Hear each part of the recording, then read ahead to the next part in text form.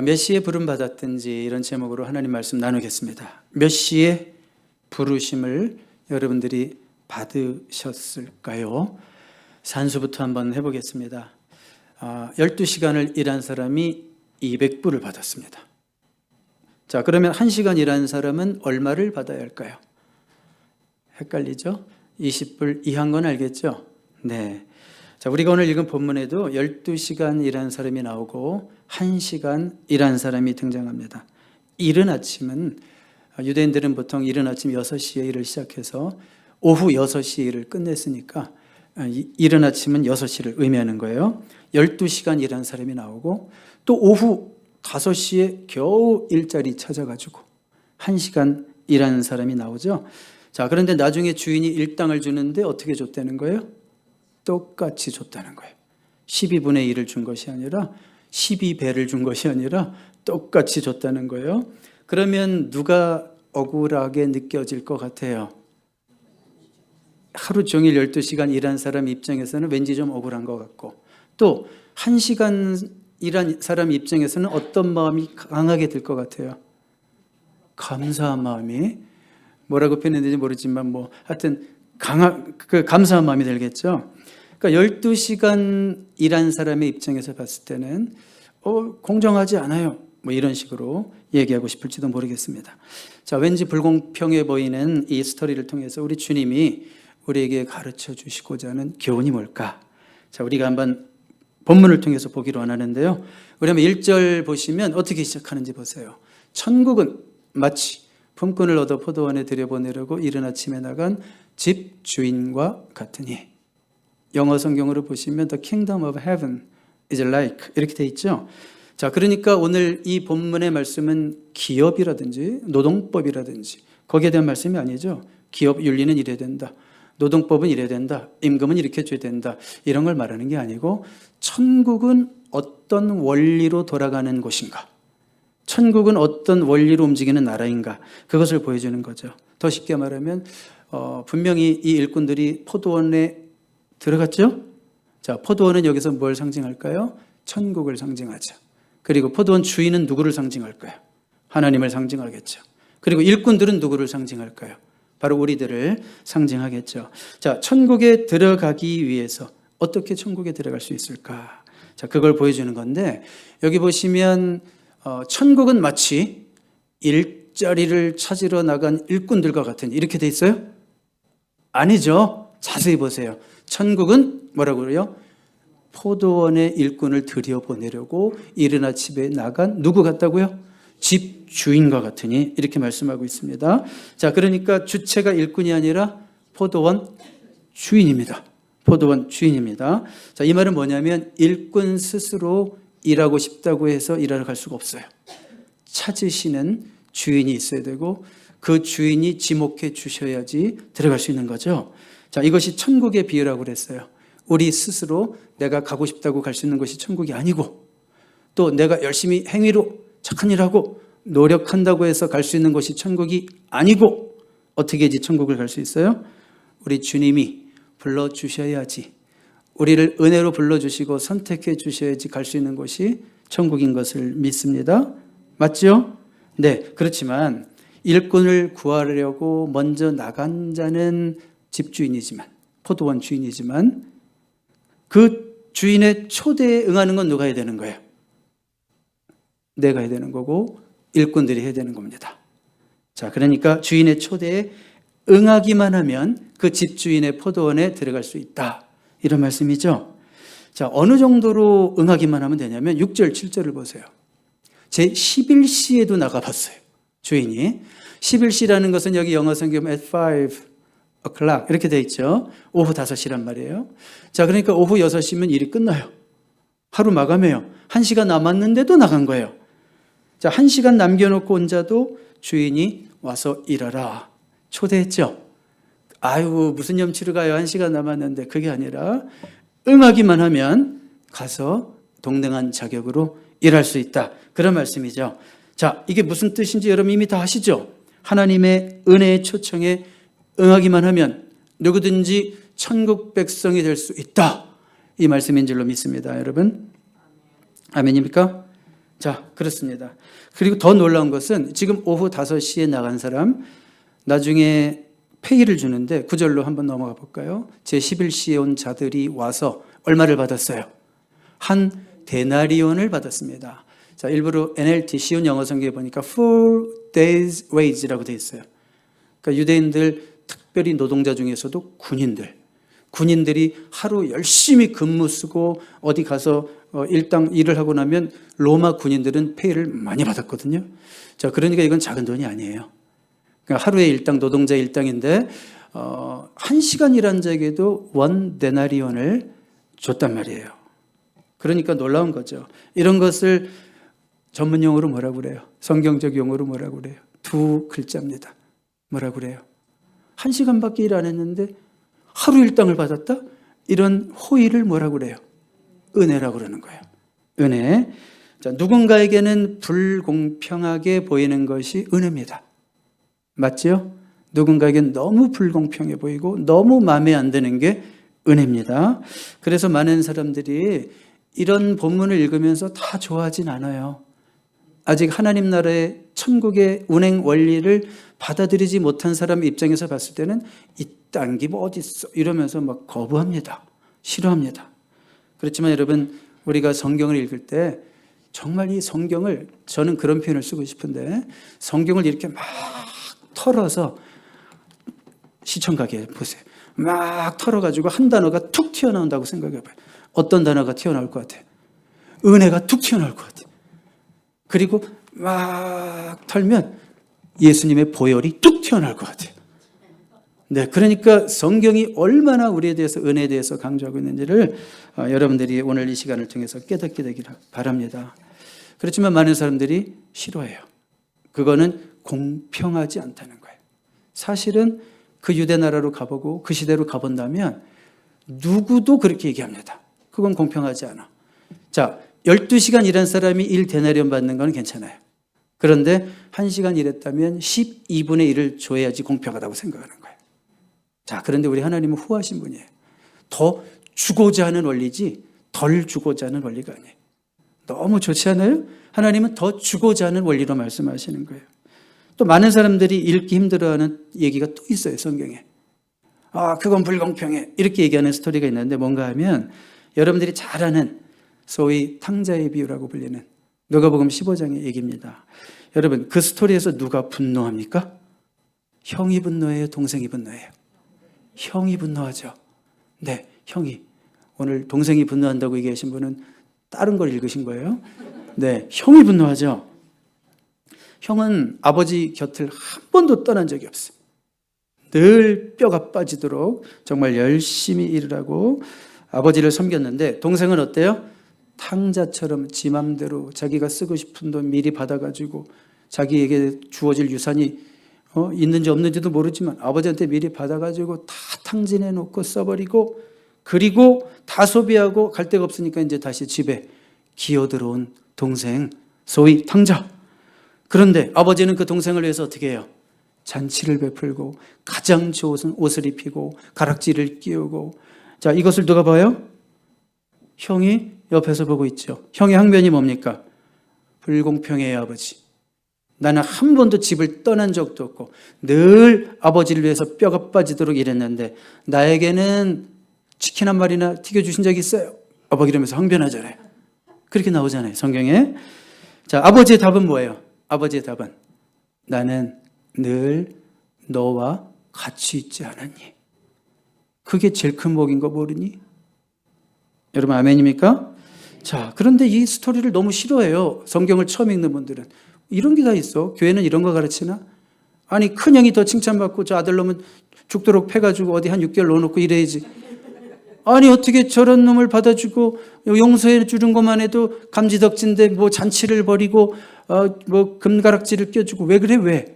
싫어하는 분 진짜로 저는 봤습니다. 자, 여러분, 이걸 뭐라고 그래요? 이 자격 없는 자에게, 이 탕자 동생에게 주어진 그 호의를 뭐라고 그래요? 은혜라고 그런다고요. 그래서 여러분들은 성경을 이렇게 툭툭툭 털면 여기서 은혜가 쏟아지는 거예요. 여러분, 이 은혜의 원리를 여러분 반드시 여러분에게 적용함으로 감사하는 여러분 되시기 바랍니다. 이 은혜 원리를 나에게 적용시키지 않고 남에게 적용시키잖아요. 그러면 질투 혹은 원망, 불평 마음이 생길 수도 있어요. 항상 은혜의 원리는 누구에게 적용시켜라? 나에게, 나 같은 죄인을 구원하신 하나님, 그렇게 적용시켜야 될 줄로 믿습니다. 자, 오늘 다시 본문으로 돌아가 봐요. 포도원 주인은 이른 아침 6시에 나가서 12시간을 일한 자나 오후 5시에 겨우 부르심 받아서 1시간 일한 자나 그들에게 다 똑같이 대우했습니다. 여러분, 성경에 보니까 5시간이라 더 늦게 부르심 받은 자도 있더라고요.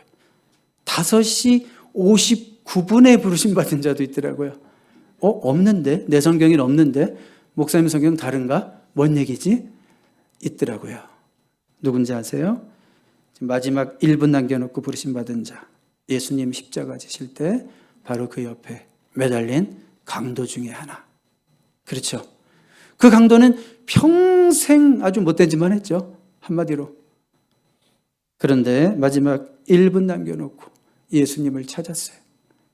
염치가 있지, 이제 와서 나를 찾냐?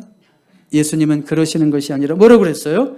오늘 이 시간 이후로 오늘 네가 나와 함께 낙원에 있으리라. 아니, 이렇게 불공평한 게 어디 있어요?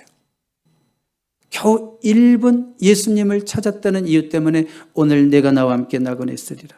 자, 그러니까 이 사람에게는, 이 강도에게는 자기의 공로가 하나도 없는 거예요.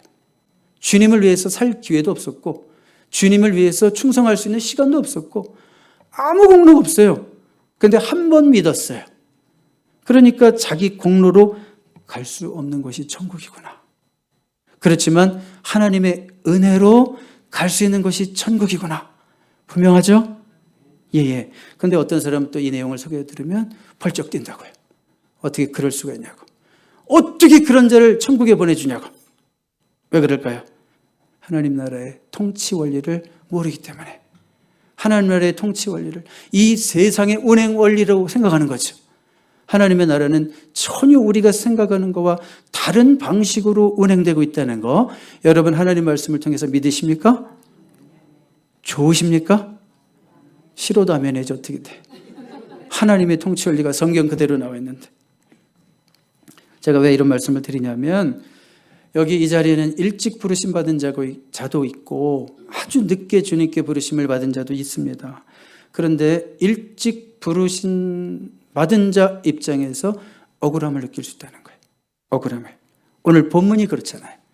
일찍 나와가지고 고생하고 일한 자가 억울함을 느끼잖아요. 그러니까 일찍 부름받은 자라면 이런 얘기도 하겠죠. 나는 어려서부터 교회를 다녔어요. 엄마 뱃속에서부터 다녔어요. 나는 7살 정도의 주기도문을 완전히 외웠어요. 나는 10살 정도의 성경을 일독했어요. 그리고 오늘까지 제가 60년을 섬겼어요. 뭐 이런 얘기도 할 수 있겠죠. 그게 뭐예요? 바로 억울함이 아니라 일찍 온 자의 유익입니다. 아멘입니까, 여러분? 일찍 온 자의 유익이죠. 여러분, 이 땅에서 이렇게 많은 날 주님을 섬길 수 있었다는 게 복이에요, 억울함이에요? 복인 줄로 믿습니다. 그러니까 일찍 부르심 받은 자가 억울해야 될 이유가 하나도 없어요. 사실 본문에서 억울해해야 할 자가 있다면, 영적인 의미로 생각한다면 억울해야 할 자는 일찍 부르심 받은 자가 아니라 늦게 부르심 받은 자예요. 늦게 예수 믿은 자가 더 억울하죠. 그들의 입에서 무슨 얘기가 나올까요? 하나님, 왜 저를 좀 일찍 부르시지? 왜 이제 저를 부르셨어요? 하나님, 제가 이제는 주님을 섬길 날이 얼마 없네요. 좀 저를 일찍 불러주시지. 그리고 섬기고 싶어도 이렇게 늙고 힘없어서 하고 싶어도 못해요. 하나님, 이제는 더 이상 저 일도 안 해요. 연금 받아가면서 겨우 살아요. 주님, 좀 저 좀 일찍 불러주시지. 왜 이렇게 늦게 불러주셨어요? 이럴 수 있겠죠? 네. 여러분, 그렇지만 늦게 부르심 받은 자라고 생각하시는 분 한번 손을 속으로만, 마음으로만 들어보세요. 네, 손 들었죠? 억울해하지 마십시오. 오늘 말씀의 결론은 너무 놀라워요. 결론을 미리 말씀드릴게요. 16절 보세요. 16절 보시면 우리 주님이 이 비유를 다 들으신 후에 뭐라고 얘기하시냐면 결론으로 이와 같이 나중된 자로서 먼저 되고 먼저 된 자로서 나중되리라. 항상 그렇다는 것이 아니라 이런 일도 있다는 거예요. 자, 늦게 부르심 받았느냐? 네가 더 오히려 하늘나라에서는 앞서가는 자가 될 수 있다. 이렇게 말씀하시는 거예요. 왜 먼저 된 자가 나중됐을까요? 오늘 본문이 가르치고 있어요. 원망하다 그렇게 된 거예요. 비교하다 그렇게 된 거예요. 남을 바라보면서 왜 저 사람은 저렇게 했는데 나는 이렇게 안 해줘요. 내가 이 정도 했는데 왜 안 해줘요? 그렇죠. 그런데 나중된 자가 어떻게 먼저 됐을까요? 어떻게? 성경에 나와요, 안 나와요? 안 나와요. 다른 성경 읽으시면 안 돼요. 안 나오는데 우리가 이제 추측은 할 수 있죠. 어떤 추측할 수 있을까요? 아, 이분은 내가 늦게 부르심 받았다는 것 때문에, 시간이 없다는 걸 알기 때문에 얼마나 남은 시간을 하나님께 온전히 드렸을까? 그런 추측은 해볼 수 있어요. 왜 제가 이런 말을 감히 드릴 수 있을까? 우리 지난주에 어떤 집사님과 말씀을 드리는데, 이 집사님이 연세가 조금 그래도 있으세요. 제가 보기엔 젊으신데 본인은 있다고 느끼시는 것 같아요. 67, 8세밖에 안 되셨는데, 그런데 자기는 마음이 급하시대요. 제가 왜 이런 일을 하는지 모르겠대요. 난 지금 하나님 앞에서 너무 급하대, 자기는. 그래서 나는 이런 일을 감히 할 수 없는 자인데 나를 주님이 언제 부를지 모르니까 난 마음이 급하다는 거예요. 자, 그게 뭐예요? 늦게 부르심 받은 자가, 나중된 자가 먼저 될 수 있는 거예요. 그런 마음을 가지고 살기 때문에 그런 겁니다. 그렇죠? 자, 그런데 우리가 한번 이걸 생각해 볼게요. 자, 오늘의 원망의 주인공은 누굽니까? 12시간 일한 사람. 왜 원망하게 되었을까? 여러분, 왜 원망하게 되었냐면, 애초에 만약에 주인이 페이를 주는데, 자, 12시간 일한 사람부터 오세요 해가지고 페이를 딱 줬다고 생각해 봐요. 그러면 어떤 마음이 들까요? 원 데나리온이 작은 돈이 아니라고 그랬어요. 여러분, 일터에서 픽업 되는 것만으로도 감사한 일이에요. 와, 12시간 일했더니 진짜 주네, 이 주인은. 한 데나리온을. 그동안 일자리 없어서 너무 힘들었는데 이렇게 일하고 났더니 진짜 주네, 이제 내가 일주일은 살겠다. 막 이런 마음이 들죠. 감사해서 가겠죠. 그런데 여러분, 본문을 자세히 보면 우리 한번 8절부터 볼까요? 저물매 포도원 주인이 청지에게 이르되 품꾼들을 불러 나중 온 자로부터 시작하여 먼저 온 자까지 삭을 주라 하니. 그러니까 누구에게 먼저 페이를 했어요? 나중 온 자에게 페이를 했어요. 그러면 지금 쫙 줄 서 있다고 생각해 봐요. 지금 임금을 받기 위해서. 자, 제일 나중 온 자가 얼마 받나 이렇게 다 쳐다보겠죠. 그런데 자그마치 얼마를 줘요?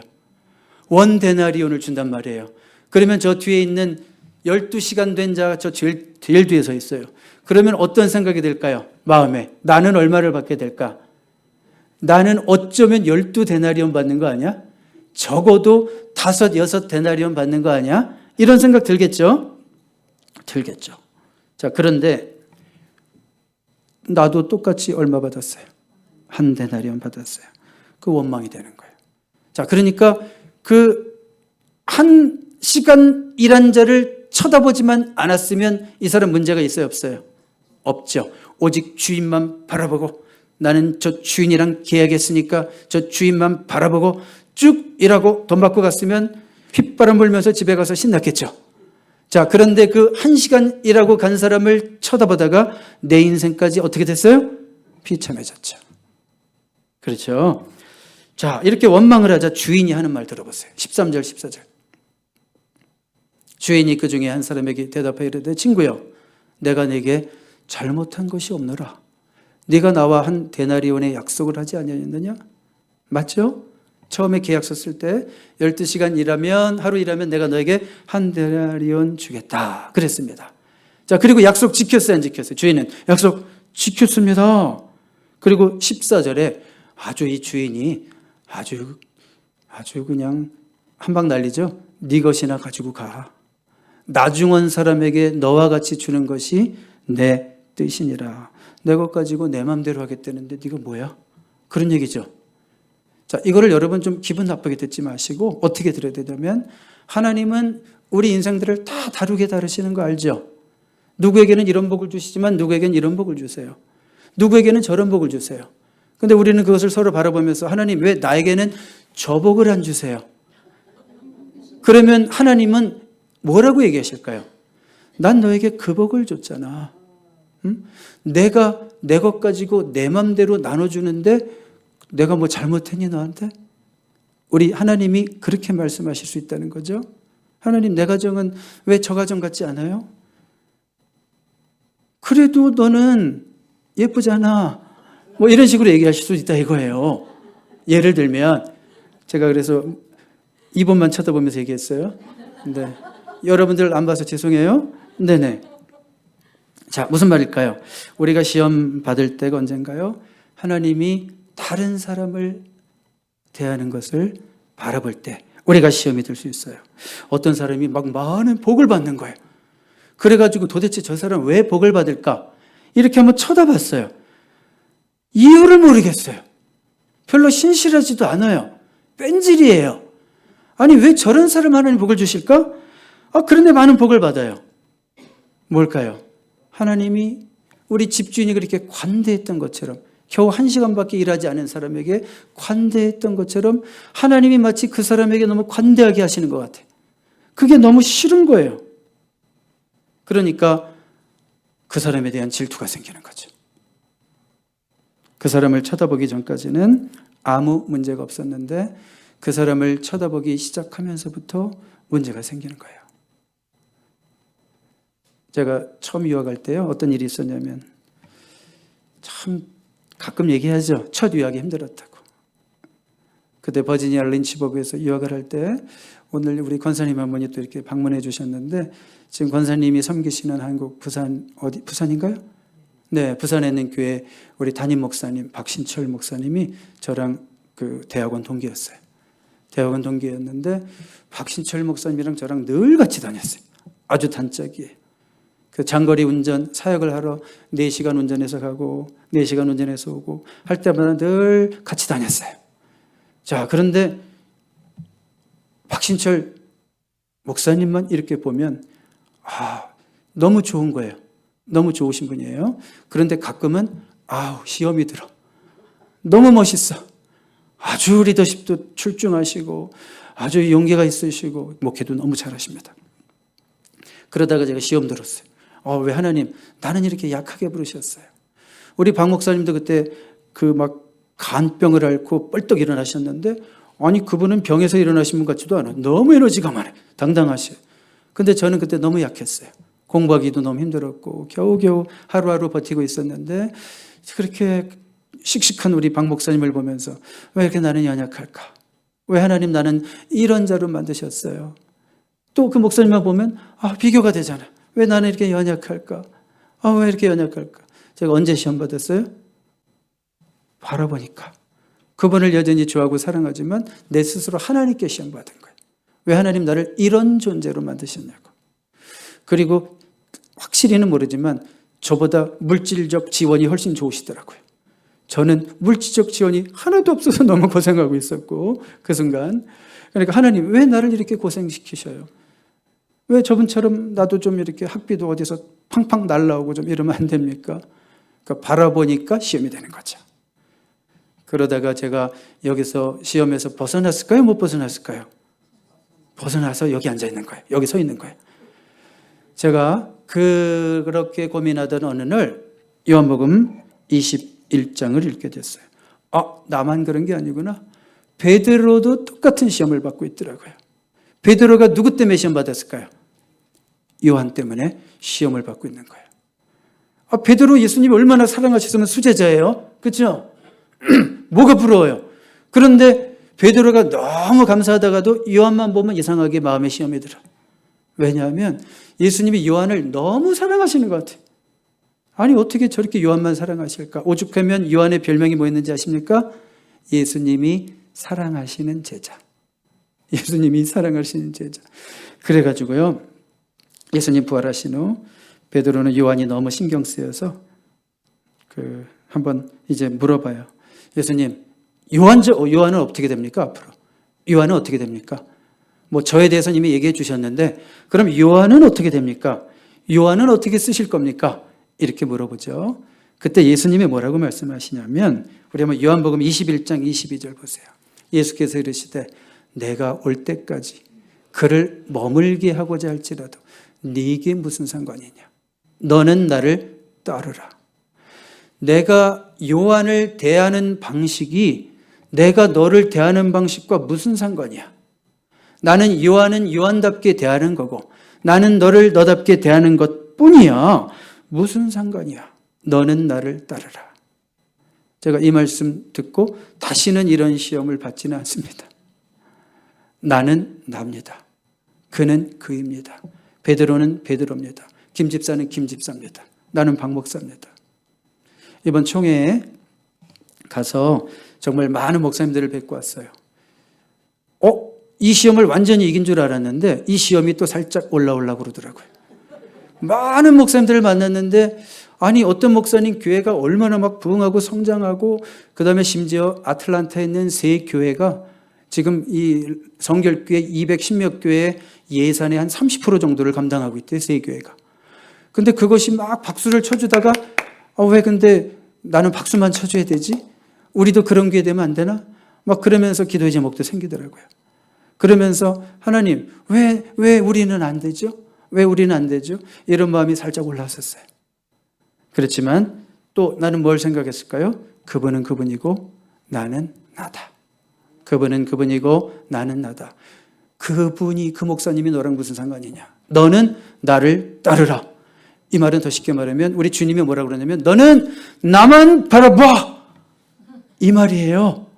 너는 그 사람 바라보면서 시험 들지 말고 오늘 처음으로 소리 질렀으니까 양해해 주십시오. 너희는 그 사람 바라보지 말고 너는 나만 바라봐. 이런 말씀이에요. 여러분 우리가 비교 속에서 늘 시험이 되고 남과 비교 속에서 하나님 앞에 자꾸 서운해지는 거예요. 왜 하나님은 왜 나는 이렇게 대우하실까? 저렇게 건강한 가정들 많은데 나는 왜 이렇게 가시밭길을 걸어가게 하실까? 자꾸 이런 생각이 들면 하나님께 서운한 생각이 들어요. 그러면서 하나님 나는 저 가정처럼 하면 안 돼요? 우리 주님 뭐라고 그러세요? 그 가정이 어떻게 내가 인도하고 네가 무슨 상관이야? 너는 나만 바라봐. 이 말씀을 하는 순간에도 여전히 속상한 사람이 있어요. 성경적으로 인정을 하겠는데 그래도 속상해. 그래도 하나님 난 힘들어요. 그래도 힘들어요. 속상해요. 그렇지만 다시 한번 너는 나를 바라봐. 주님의 음성 듣는 여러분 되시기를 주님의 이름으로 축복합니다. 자, 결론을 내리려고 하는데 결론이 조금 길어요. 한 5분 정도 할 거예요. 네, 결론 좀 긴데 자, 이제는 우리 자신을 보면서 적용하겠습니다. 자, 오늘 설교 제목이 뭐였어요? 몇 시에 부르심을 받았든지. 그렇죠. 자, 이 질문입니다. 여러분은 몇 시에 부르심을 받았습니까? 자, 혹시 아침 6시에 나는 부르심 받은 자인 것 같다. 저 같은 경우가 그렇겠죠? 네, 모태신앙이 그렇겠죠. 목사의 아들로 태어난 자가 그렇겠죠. 그렇죠? 자, 젊은 나이에 예수님을 알게 되었다면 혹은 청소년기에 일찌감치 예수님을 알게 되었다면 어떻게 될까요? 하나님께 감사하시기 바랍니다. 왜 그럴까요? 보통 젊은이들은 포도원에 가서 일하는 것보다는 장터에서 술집에서 놀기를 좋아하지요. 그런데 여러분은 일찌감치 하나님께 부르심 받아서 하나님을 섬기게 되고 세상의 죄악의 물도 들지도 않고 그런 것 겪지도 않고 이렇게 정도를 걸어온 것이 얼마나 하나님의 특권이고 하나님의 선택이고 우리에겐 특권이에요. 맞습니까? 12시까지 오후 3시까지 세상에서 빈둥거리는 그들을 절대 부러워하지 마시기 바랍니다. 뭐야? 일찍 부르심 받은 자만 좋은 얘기인가? 그건 아닙니다. 자, 정오에 부르심 받았다고 생각하는 분이 있을 거예요. 나는 오후 3시쯤 부르심 받은 것 같아. 중년에 부름 받은 거죠. 그런 분들은 어떻게 될까요? 40대, 50대 혹은 30대, 40대, 50대 부르심 받았어요. 그분들도 역시 하나님께 감사하시기 바랍니다. 왜 그럴까요? 중년에 부르심을 받았다는 게 무슨 뜻일까요? 하나님의 은혜가 아니고서는 안 된다는 얘기죠. 여러분, 40년, 50년을 주님을 모르고 살았던 자가 주님을 믿어요? 40년, 50년 주님을 모르고 살았다는 것은 죄악이 40년, 50년 동안 그 마음에 뿌리 내렸다는 뜻이기도 해요. 여러분 그 마음에 뿌리 내린 죄악을 우리 힘으로 그거 걷어낼 수 있을 것 같아요? 뿌리 못 뽑아요. 하나님이 그 죄악의 뿌리를 뽑아 주셔서 중년이라도 부르심 받고 이 자리에 앉게 된 줄로 믿습니다. 오직 하나님의 은혜와 능력이 여러분들을 중년의 나이에도 불러서 어떻게 그냥 한국에 있을 땐 전혀 몰랐는데 미국 와보니까 교회 안 가면 안 될 것 같아서 교회 갔다가 말씀 듣다가 하나님의 말씀으로 성령의 능력으로 변화되고 예수 믿게 된 것이 하나님의 은혜 아닙니까? 그렇죠. 이제 다시 장터로 한번 놀아봤죠? 그런 분들 놀아봤죠? 그런 분들 저랑 대화하면 옛날 얘기하면 제가 많이 당황하는 거 보이시죠?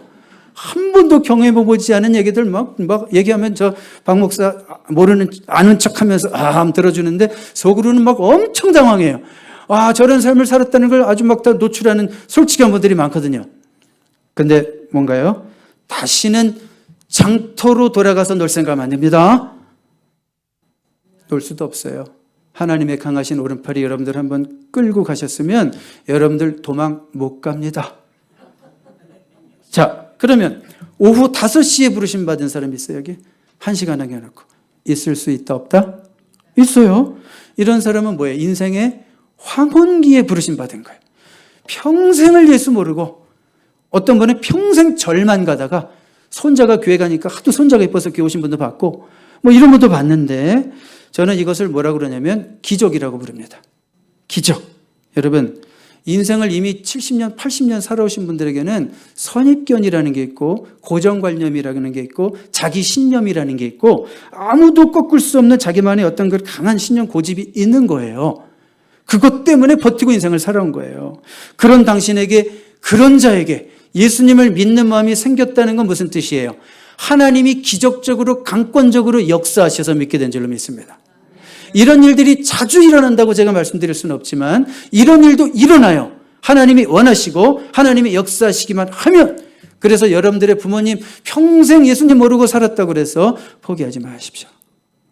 하나님이 역사하시면 아무리 늦은 시간에도 오후 5시에도 주님께로 돌아오는 역사가 나타날 줄로 믿습니다. 그리고 너무 늦었다고 주저하지 마십시오. 여러분 한번 전도해 보세요. 어떤 분들은 내가 평생 이렇게 살아왔는데 무슨 교회를 가. 그냥 지금까지 살아온 대로 살다가 가는 거지. 이런 분들이 의외로 많습니다. 왜 여러분 모르실까요? 전도를 안 해봐서 모르는 거예요. 전도를 해보면 이렇게 얘기하는 분들이 의외로 많습니다. 5시에 부르심 받은 자가 아마도 주인 앞에서 뭐 1시간 남았는데 저를 불러주십니까? 송구스러워요. 아마 이랬을 거예요. 여러분 늦게 부름받는 자들은 그래요. 하나님 제가 평생 동안 지은 죄가 얼만데 제가 주님께 앞에 갑니까? 송구스러워한다고요. 그러지 마십시오. 주님이 부르시면 자격이 있습니다. 염치 없이 괜찮습니다. 들어오십시오. 자, 그리고 늦게 부르심 받은 자일수록 한 가지 꼭 기억하십시오. 늦게 부르심 받았다면 여러분들은 하나님께 죄사함을 더 많이 받은 거예요? 적게 받은 거예요? 훨씬 먼저 받은 거예요. 그렇죠? 저보다는 죄를 많이 졌을 거 아니에요. 네. 분명히 늦게 부르심 받은 자는 더 많은 죄를 사함 받은 거예요. 다 그걸 풀어놓을 수 없어서 그렇지. 그런데 예수 안에 들어오면 그 모든 죄는 하나씩 해결되는 게 아니에요. 한순간에입니다. 해결된 줄을 믿습니다. 그러니까 여러분들은 많이 사함 받았으니까 어떻게 해야 돼요? 주님을 더 사랑하셔야 돼요. 주님을 더 사랑해야 돼요. 그리고 여러분 얼마 남지 않았잖아요. 늦게 부르심 받았다면 주님을 더 많이 사랑하시기를 바랍니다. 최종적인 결론 한마디 우리 한번 말씀드릴게요. 스크린으로 한번 같이 볼까요? 우리가 몇 시에 부르심을 받았든지 상관없습니다.